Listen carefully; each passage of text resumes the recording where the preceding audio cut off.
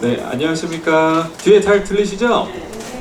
예, 저는 소개가 조금 잘못됐는데 건국대학교의 미래지식교육원에서 도시정비사업 전문가과정 강사로 활동 중인 이우수라고 합니다. 반갑습니다.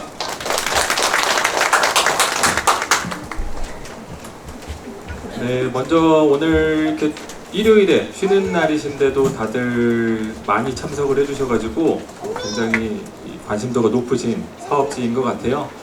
오늘 제가 설명드릴 내용은 이 재개발을 갑자기 막 한다고 하니까 여러분들께서 어리둥절하신 분들도 계신 것 같고, 재개발은 하고 싶었는데 어떻게 하는지 몰랐던 분들도 오신 것 같고, 그래서 이 전체적인 재개발의 시작이 어떻게 되느냐 그 자리를 설명하는 자리를 갖도록 저를 이렇게 초대해 주신 것 같아요.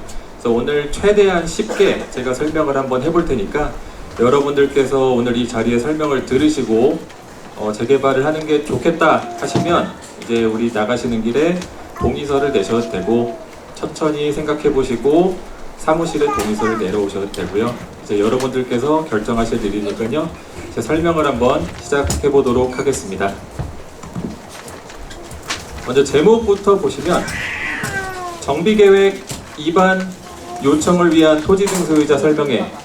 그러니까 토지 등 소유자라는 단어부터 좀 어려우시죠? 토지 등 소유자는 쉽게 말씀드리면요, 우리 시흥동 845번지 일대에 살고 계시는 주민분들을 토지 등 소유자라고 합니다. 건물을 갖고 계시든 땅을 갖고 계시든 건물과 땅 둘 다 갖고 계시든, 그러니까 소유하고 계신다면 그냥 토지 등 소유자라고 법에서 그냥 정리하고 있는데, 이제 쉽게 말해서 그냥 소유주님이라고 통칭하도록 할게요. 설명은 재개발 사업이란 무엇인가 에서부터 해서 서울시 신속통합기획 그리고 앞으로의 절차에 대해서 설명드리도록 하겠습니다. 자, 재개발 사업이란 무엇이냐? 재개발 사업은 이제 도로가 불편하고 건물이 오래됐고 공원이랑 우리 여러분들의 여가시설도 부족한 이런 지역 일대를 재개발, 말 그대로 다시 개발해서 아파트를 지어주고 도로도 다시 딱 깔아주고 이렇게 전면적으로 새로 살기 좋은 주거시설, 환경을 만드는 걸 재개발이라고 합니다. 그럼 재개발은 낡은 건물이 무엇이냐라고 하면은 여러분들께서 이제 살고 계시는 도로를 보시면 정비기반 시설이라고 하는데, 정비기반 시설이 도로 또는 상하수도, 가스 이런 것들을 다 도로라고 하고요. 그런 것들이 열악한 지역에 더해서 노후 불량 건축물, 그러니까 내가 살고 있는 집이 오래되고 낡았다 라고 하는 이런 집들, 이 많은 동네를 재개발할 수 있습니다. 일단 법적으로는 노후 불량 건축물이 전체 건물의 60% 이상 돼야 되고, 이 땅의 면적은 10,000제곱미터가 넘어야 되고, 이런 다양한 조건들이 있는데, 어쨌든 우리 845번지일 때는 그거를 다 충족했기 때문에 금천구에서 그럼 재개발 동의서 한번 받아보시라 라고 이렇게 허가를 내준 거예요. 재개발을 왜 추진해야 되느냐? 이제 여러분들께서 이제 재개발하면 좋은지, 뭐가 좋은지 한번 보시면 좋을 것 같아요. 주차 공간이 굉장히 열악하죠. 갓길 주차 많이 해야 되고, 내가 사는 빌라인데 주차할 곳 없어가지고 교외에다 댈 수도 있고, 손님들 오면은 댈 데가 없고, 그런 주차장을 신축으로 지으면 쾌적한 아파트의 지하 주차장, 손님들까지 주차 등록을 해드릴 수 있는 지하 주차장이 생기게 됩니다.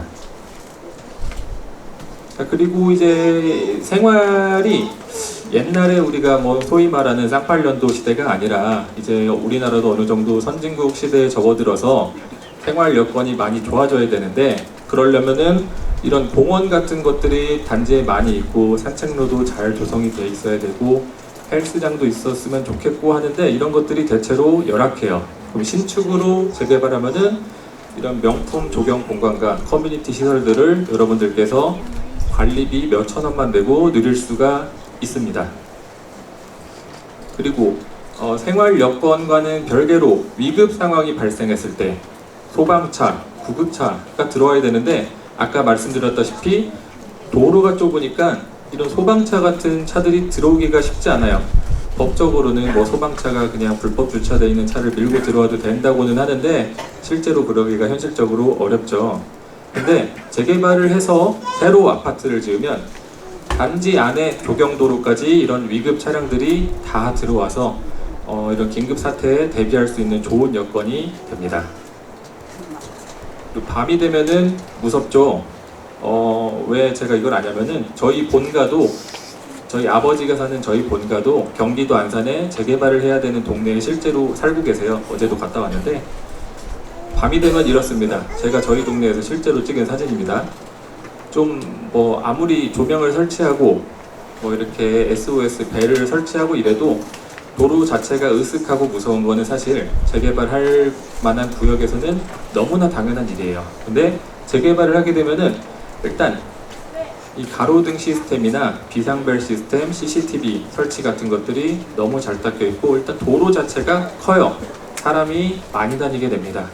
그러니까는 이제 안전하게 심리적으로나 물리적으로나 안전하게 생활하실 수 있는 여건이 만들어지게 되는 겁니다. 그리고 밖에는 그렇고 내 집은, 저희 집도 안산의 본가에 가면은 곰팡이가 이렇게 누수가 되고 결로가 일어나서 곰팡이가 아직도 많이 일어나요. 그래서 제 돈으로 아버지 집 도배를 수시로 해드립니다. 여러분들 집도 아마 대부분 마찬가지일 거예요. 근데 재개발을 해서 신축을 지으면 이런 쾌적한 신축 아파트에서 뭐 결로, 누수 이런 걱정 없이 사실 수가 있게 됩니다. 그러면은 이제 재개발을 하면은 좋은 건 알겠는데 실제로 막 와닿지 않으실 거예요. 그럴 때 우리 멀지 않은 곳에 여러분들께서 한번 보러 가실 수 있을 만한 참고용으로 하실 만한 동네가 하나 있습니다. 안양천만 건너가시면 광명뉴타운이라고 있어요. 광명뉴타운은 우리 금천구 일대와 비슷한 빌라 단지였는데 대대적으로 재개발을 해가지고 지금 동네가 완전 천지개벽 됐습니다. 개발 전에 항공사진을 보시면 지금 똑같아요. 우리 시흥동, 독산동 일대랑 다 이렇게 빌라 단독주택 도로가 얽혀있고 설켜있고 복잡한 동네가 재개발되면은 다 이렇게 도로가 잘 닦이고 아파트 단지들이 이렇게 새로 들어와서 완전 다른 동네가 되어 있어요. 그럼 위성사진으로 보면 잘 안 보이잖아요. 확대를 해보겠습니다. 재개발 전에는 이렇게 빌라 단지였던 것들이 이렇게 쾌적하게 아파트 단지로 바뀌게 됩니다. 그럼 아파트 단지만 생기느냐? 이런 왕복 2차로 도로와 그리고 우리 도보로 걸어 다닐 수 있는 블록보도와 도로, 차도 또 구분이 잘 안 돼 있던 이런 길조차 재개발을 하면은 왕복 4차로에 그리고 가드레일 우리 난간까지 설치해가지고 사람 다니는 길과 차 다니는 길이 완전히 분리가 되고 쾌적해집니다. 자, 그래서 우리 시흥동 845번지 일대를 제가 직접 한번 돌아봤어요. 지금 재개발을 추진하고자 하는 구역 경계는 이렇게 되어 있습니다. 서쪽으로 가면은 시장이랑 시흥 사거리역이 있고요. 그리고 우리 단지 남쪽에는 시흥교회랑 시흥초를 끼고 있고 오른쪽으로는 지금 저희가 있는 현대시장 그리고 주민센터 이쪽 방면이 되어 있습니다. 우리 땅의 면적은 약 45,000 제곱미터 정도 되네요. 한 1,000평? 12,000평 정도 되는 것 같아요. 제가 직접 미리 단지에 답사 와가지고 보니까 아까 말씀드린 이 주거 여건이 좋지 않은 그런 조건들을 모두 갖추고 있습니다. 일단 도로가 대부분이 일방통행이에요. 일방통행이고 갓길 주차가 돼 있고 그리고 주차가 돼 있으면은 차량이 이렇게 갔다가 이렇게 갔다가 이렇게 갔다가 차량 다니기 힘들고 그리고 결정적으로 우리 단지에 초등학교가 있는데요. 뒤에서 보여드리겠습니다. 여기도 일방통행에 자전거 세워져 있고 오토바이 세워져 있고 갓길 주차돼 있고 사람 지나다니고 차 다니기 힘들죠. 그리고 학교를 바로 끼고 있는 지역인데 애들 다녀야 되는 통학해야 되는 길이 있잖아요. 통학해야 되는데 일방통행이고 여기 뭐 갓길 주차돼 있을 수 있고 굉장히 애들한테도 이 여건이 좋지가 않죠. 크는데 그리고 하늘을 보시면요. 재개발을 해야 되는 지역의 공통적인 특징인데 전신주가 많고 그 위에 온갖 전선과 통신선들이 얽혀있고 설켜있고 많이 있습니다. 보기에도 안 좋고요, 안전적으로도 안 좋고, 비가 내려도 안 좋습니다. 비가 내리면 저 전선에서 물이 뚝뚝 떨어지잖아요. 자, 그래서 재개발을 하면은 이렇게 되는 건 알겠다 싶은데, 그러면 어떻게 해야 되느냐? 재개발을 어떻게 시작하냐면은 서울시에서는 신속통합기획이라는 제도를 운영하고 있습니다. 그러니까 저희가 임의로 할 수 있는 건 아니고요. 재개발을 하고 싶으면 먼저 서울시에서 우리 구역 일대가 재개발 사업을 추진할 수 있는 정비구역으로 지정을 받아야 됩니다. 정비구역이란 이 재개발 사업의 계획적인 시행을 위해서 지정하고 고시한 지역이에요. 누가 하냐면 서울시장입니다. 지금 그래서 여러분들께서 설명회를 듣고 동의서를 내고 뭐하고 이런 거는 우리도 재개발을 할 수 있게 좀 후보지로 뽑아주세요 라고 하는 절차입니다. 뒤에 가서 자세히 설명드릴게요. 그 정비구역 지정이라는 게 어떻게 되는 거냐면 그냥 막 임의로 하는 게 아니라 여기 서울시, 서울특별시, 고시, 그러니까 서울시에서 공식적으로 공지를 해줘야 되는 거예요. 뭐 바로 위에 동네에 보시면 독산시흥구역 재개발 사업의 정비구역 지정, 뭐 지구단위계 결정 지형도면 고시라고 이제 서울시에서 이런 식으로 확정해서 공지를 해줘야 그때부터 여러분들께서 재개발 사업을 추진할 수가 있습니다. 그럼 정비구역 지정에 막 정비계획 결정 어쩌고저쩌고 어려운 말들이 써 있는데, 정비구역 지정은 뭐냐면 말 그대로 어디서부터 어디까지 재개발 사업을 시작할 수 있는지 경계를 그린 거예요. 경계를 확정해 놓고, 그럼 정비계획 결정은 뭐냐? 이 경계 안에서 얼만큼은 아파트를 짓고, 얼만큼은 공원을 만들고, 얼만큼은 도로를 만들고, 이런 우리 경계 안에서 어떻게 재개발 사업을 나눠서 시행할지 이런 것들을 결정해 준 게 정비계획입니다. 그래서 신속통합기획에 대해서 그래도 제가 서울시 사람은 아니지만 대략적으로 홍보를 해드리고 설명을 해드려야 되니까, 신속통합기획이 뭐냐면은 서울시 공공이랑 그리고 여러분들 소유자님들이랑 민간이랑 하나의 팀으로 해서 재개발을 추진하는 게 신속통합기획입니다. 이제 민간은 사업을 추진한 거고요, 공공은 이런 정비구역 지정이나 인허가를 도와주는 게 신속통합기획이래요. 그러면 기존에는 신속통합기획이라는 게 있기 전에는 어떻게 정비구역 지정을 했느냐? 뭐 금천구에서 타당성 조사하고 기초생활권 계획, 그리고 정비계획 수립하고 뭐 도시계획심의위원회 이런 것들을 다양한 절차를 거쳐서 정비구역 지정을 했던 거를 신속통합기획으로만 한 번에 내부적으로 결정을 해서 기존 대비 2분의 1로 단축이 된대요. 이건 제가 말씀드리는 게 아니라 서울시에서 자기들이 홍보하는 자료예요. 어쨌든 실제로 빨라지긴 했습니다. 그리고 정비구역 지정 후에 나중에라도 인허가를 진행할 때 각종 심의가 뭐 부서마다 달랐어요. 교통과, 건축과, 환경과 이런 부서별로 각자 심의하던 거를 신속통합기획으로 하면은 그냥 한 테이블에 앉아서 한 번에 통합심의라고 한다고 해서, 이것도 서울시에서 내놓은 자료에 따르면은 기존 대비 반으로 절차를 단축했다. 그러니까 어쨌든 이름에서 알 수 있듯이 신속해졌다라는 게 신속통합기획입니다. 그럼 민간은 어떻게 추진을 하느냐? 서울시가 뭐 정비구역 지정을 해주고 뭐 하는 건 알겠는데, 민간은 우리 소유자님들은 뭘 할 건데? 라고 물어보신다면, 이제 서울시에서도 나름 공지를 해요. 주민참여단을 모집합니다. 자, 이제 우리 재개발 사업 계획을 짤 건데 여기서 여러분들께서 자발적으로 참여단 활동을 하실 분들 모집합니다 라고 해서 모집을 하고요. 그 참여단 모집하면은 회의를 하게 돼요. 서울시에 이제 들어가가지고 회의를 하고 무슨 활동을 하느냐, 서울시에서 여기는 아파트가 한 1000세대 지을 것 같고 공원은 어디다 짓고 싶고 우리가 이렇게 계획을 짰는데 여러분들의 의견은 어떠세요? 라고 물어보면은 주민참여단께서 공원이 좀 더 있었으면 좋겠다, 아니면 임대세대를 줄였으면 좋겠다, 늘렸으면 좋겠다, 이런 의견들을 제시하는 거예요. 그러니까 공공이랑 민간이랑 주고받고 하면서 계획을 짜는 겁니다. 그리고 나서 정비구역 지정이 되면은 이제 민간에서 사업 추진을 본격적으로 하는데, 여기 계시는 여러분들께서 나중에 얘기지만 조합을 설립하든지, 우리 조합 많이 들어보셨죠? 정비사업 조합을 설립하든지 아니면은 신탁을 섭외해서 사업 시행자 방식으로 신탁 방식으로 추진을 하시든지 그때 가서 결정을 하시면 됩니다. 자, 그래서 이 신속통합기획 절차에 대해서 이 오늘의 가장 중요한 내용 중에 하나인데요. 신속통합 절차에 대해서 좀 간략하게 순서를 설명드리면, 지금 하는 동의서는 후보지 신청이에요. 후보지 신청. 후보지 신청 때 법적으로는 동의율 30% 이상만 내면은 후보지로 신청할 수 있어요. 근데 말만 30%지 우리 서울시에 그 수많은 데서 다 너도 나도 재개발하고 싶다고 막 동의서 걷어오는데 동의율 30%만 딱 맞춰오면은 당연히 순서가 뒤로 밀리죠. 그러니까 여러분들께서 나 재개발하고 싶다라고 적극성을 많이 보여주는 게 바로 동의율이거든요. 그 동의서를 많이 거두면 거둘수록 서울시에서 여러분들을 먼저 보내드립니다. 다른 구역보다 빨리. 그러니까 동의율을 많이 걷는 게 지금 현재 가장 중요한 일이에요.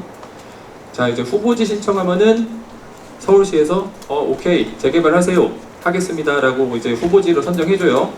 후보지로 선정해주고 서울시에서 막 계획을 수립해줍니다. 그리고 계획을 수립해주고 나서 주민참여단이랑 아까 말씀드린 대로 주고받고 해서 계획이 결정되면, 자, 이제 여러분들께서 정비구역 지정을 할 수 있게 이때 동의서를 한 번 더 내라 그래요.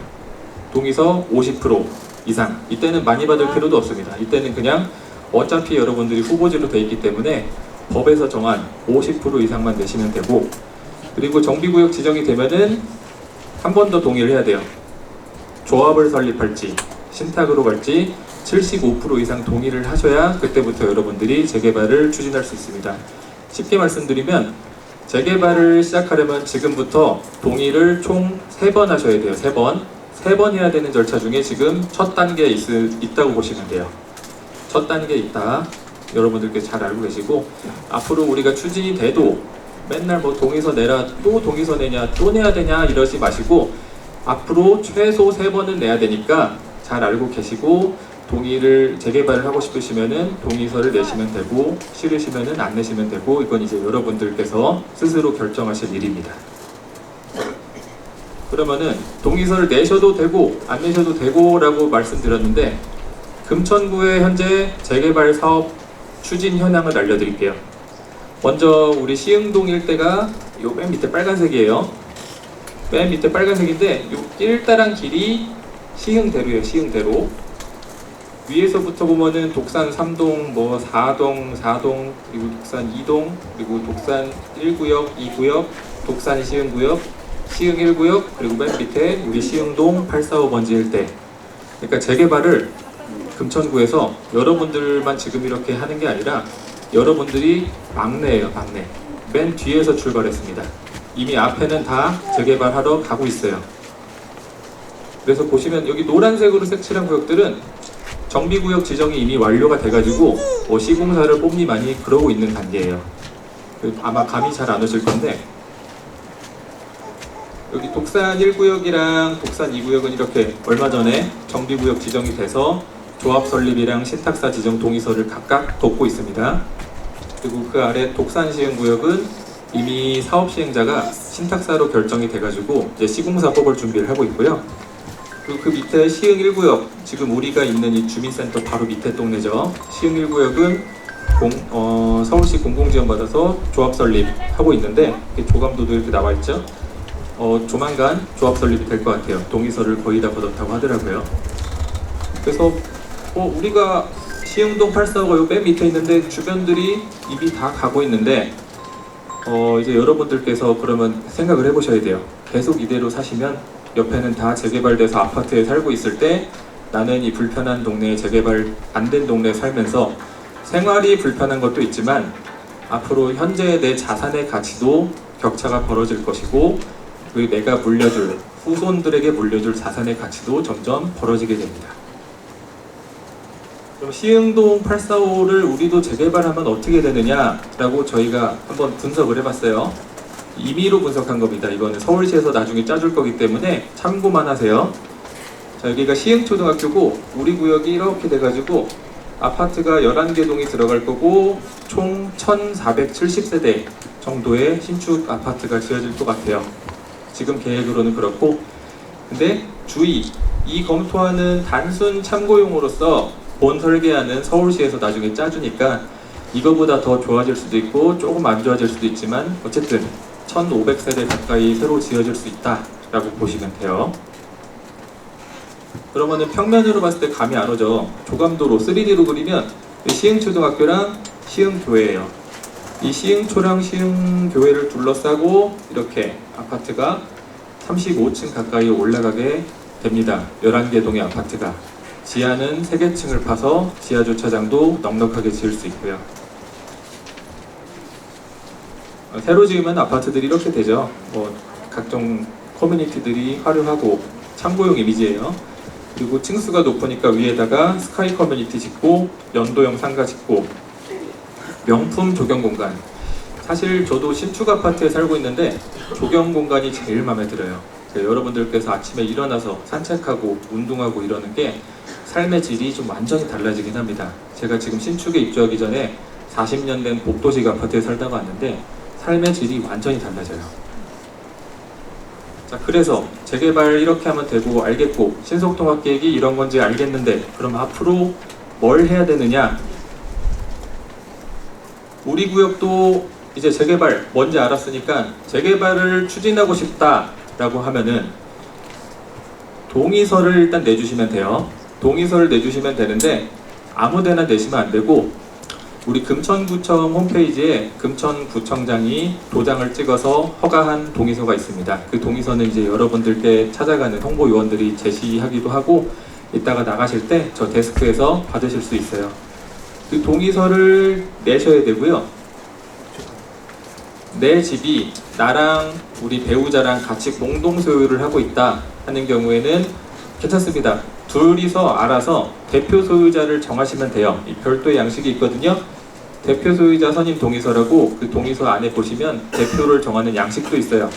그 양식에다가 누가 대표로 할지 적어서 고르시면 됩니다. 한 집에 여러 명이 갖고 있다 그래도 소유자는 한 명으로 취급이 됩니다. 그러니까 대표 소유자를 꼭 정하셔야 되고요. 그렇다면 지금 단계에서 필요한 동의율은 얼마냐? 법적으로는 30%인데요. 아까 말씀드렸다시피 빨리 하고 싶으시면은 다다익선 많으면 많을수록 가능성이 커지고 유리해집니다. 그러니까 지금 우리 845번지 일대에는 한 713명 정도 살고 계세요. 소유자님들이 713명 중에서 30%면 최소 214명, 그러니까 최소 214명, 50% 넘기려면은 한 360명은 내셔야 됩니다. 그러니까 여러분들께서 재개발하고 싶으시면은 앞으로 이제 전도사가 되시면 돼요. 나 재개발하고 싶은데 옆집도 내세요, 앞집도 내세요, 우리 다 재개발해보자 라고 이렇게 전도해 주시면 돼요. 하고 싶으신 열정이 가득하신 분들은. 근데 이제 동의서를 자꾸 내야 된다 라고 이렇게 뭐가 홍보를 하고 이러는데 나는 뭐 이렇게 재개발 그렇게 관심도 없고 하기도 싫고 이런데 왜 자꾸 내라 그러냐 라고 하시는 분들께서는 아까 말씀드렸다시피 재개발을 시작하려면 동의를 앞으로 총 3번 해야 됩니다. 그러니까 지금 여러분들께서 동의서를 내셔가지고 서울시에서 신속통합기획 후보지로 선정이 됐다 그래도 다음에 동의율이 안 나오면은 다음 단계로 못 넘어가요. 그러니까는 이제 3번의 동의서 단계 중에 첫 번째 단계니까 일단 한번 내서 분위기가 되나 안 되나 한번 보시고 그 다음에 남은 두 번의 동의서를 내는 동안에 결정하셔도 늦지 않습니다. 지금은 걸음마를 떼는 단계예요. 우리 재개발 하겠습니다가 아니라 재개발을 할 수 있게 후보지로 좀 해주세요 라고 하는 동의서를 걷는 단계이니까 지금 내는 동의서는 여러분들께 어떠한 뭐 법적 구속력도 없고 책임을 묻지도 않으니까 편하게 결정해서 내주시면 됩니다. 아까 말씀드렸던 절차를 다시 한번 설명드리는 건데 현재 단계가 후보지 공모 신청 단계, 그러니까 동의서 30% 내야 된다. 그 다음에 서울시에서 이제 나중에 정비 계획 다 짜주고 나서 이제 동의하시면 그때 동의서 50% 이상 또 내셔라 라고 해서 정비구역 지정이 될 거고요. 정비구역 지정이 되면은 조합으로 갈지 신탁으로 갈지 그때 동의서를 75% 이상 내라. 그러니까 이때가 결국에 끝판왕이에요. 그러니까 결론은 이때 결정되는 거예요. 지금 아까 말씀드린 우리 바로 주민센터 밑에 시흥 1구역은 정비구역 지정이 된 지가 한참 됐는데 아직 조합 설립이 좀 남았거든요. 그러니까 지금 동의서 내서 뭐가 된다 그래도 빨리빨리 추진되려면 한참 멀었으니까 지금부터 적극적으로 도와주셔도 될까 말까니까 여러분들께서 한번 상의 잘 해보시고 생각 잘 해보시고 결정해 주시면 좋을 것 같아요. 자, 이제 조합 정비구역 지정이 된 다음에 얘기인데, 정비구역 지정까지 되면은 이제 민간에서 사업을 추진해야 된다고 말씀드렸잖아요. 민간의 사업 방식 중에는 조합 방식이 있고요. 그 조합 방식에는 또 추진위원회 방식이 있고 조합의 직접 설립 방식이 있습니다. 추진위원회 방식은 추진위원회를 먼저 구성하고 나서 그 다음에 조합 설립으로 넘어가는 절차고요. 조합 직접 설립은 말 그대로 추진위원회 없이 바로 조합 설립으로 넘어가는데, 대신에 주민협의체라 그래가지고 어차피 주민들 기구는 만들어야 되니까 사실 크게 의미는 없다고 보시면 될 것 같아요. 그럼 실제로 우리 금천구 일대에서는 어떻게 되고 있느냐? 독산 2구역 같은 경우는 추진위원회 방식으로 추진을 하고 있고요. 그리고 바로 밑에 시흥 1구역은 조합 직접 설립으로 지금 가고 있어요. 금천구에 좋은 사례가 참 많죠. 여러분들께서 공부하시기 편한 사례들이 많습니다. 아마 여기 아까 인사드렸던 우리 추진주체 그 김희경님께서 이 금천구 일대 위원장님들을 엄청 쫓아다니면서 많이 공부를 하고 배워온 것 같아요. 이 사업 방식도 잠깐 얘기해보니까 굉장히 잘 알고 있더라고요. 그리고 조합 방식이 있고 또 신탁사 방식이 있습니다. 신탁 방식은 말 그대로 우리나라에 14개가 있는 신탁사 중에서 여러분들께서 마음에 드는 신탁사와 함께 사업을 추진하면 되는데요. 인근의 독산시흥구역 같은 경우가 신탁 방식으로 추진을 해서 시공사를 뽑을 준비를 하고 있다고 합니다. 그러니까 다양한 방식으로 금천구에서는 이미 추진이 되고 있는 거죠. 이제 설명은 간략하게 오늘 이 정도로, 주말에 바쁘신 와중에 시간 내주셨으니까 간략하게 이 정도로 마무리한 걸로 하고요. 성공적인 사업 추진을 응원하는데, 저는 사실 뭐 제3자니까 응원만 할게요. 여러분들께서 결정하시고 여기 준비위원장, 추진주체, 그리고 접수처 사무실 이렇게 적어놨으니까 나가시는 길에 여기서 모르시겠으면 나가시는 길에 한 번 더 명함을 받아가시든 아니면 적어서 가시든 한번 정보를 적어 가셔서 주말에 한번 가족들이랑 상의도 해보시고 이웃집들이랑도 얘기해보시고 결정해보시면 좋을 것 같습니다. 예, 이상으로 오늘 설명은 마치도록 하겠습니다. 혹시 인사 먼저 드릴게요. 감사합니다.